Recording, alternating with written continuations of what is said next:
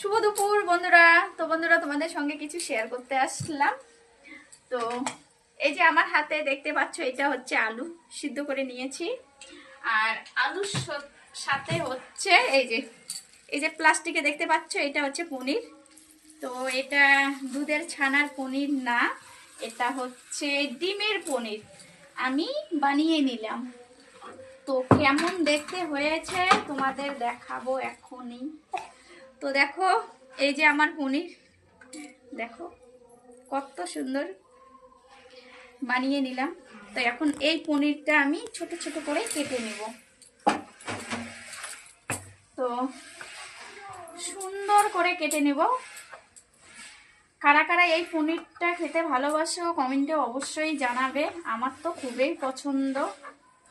এই যে দেখো, এরকম করে কেটে নিলাম, খুবই ভালো লাগবে। কি আর বলবো, পনির হলে আমার কিচ্ছু লাগে না। পনির তো আমি খালি খেয়ে নিই। আর সত্যি কথা বলতে কি, দোকান থেকে ডিম নিয়ে আসবেন, এনে আলুতেই হোক বা ভাতেই হোক, প্লাস্টিকে একদম ডিমগুলো পুরো একটু মানে ভেঙে নিয়ে, পেঁয়াজও দিতে পারো, কাঁচা লঙ্কাও দিতে পারো, কি এমনিতেই লবণ দিয়ে একটু গুলাই প্লাস্টিকের মধ্যে ঢেলে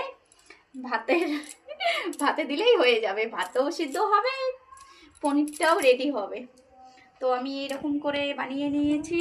তো আমি তো ভাতে নেই, দিয়েছি আলু সিদ্ধই। তো দেখো কত সুন্দর হয়েছে। তো এখানে রাখছি, আগে রান্না করে নিই। টাটা।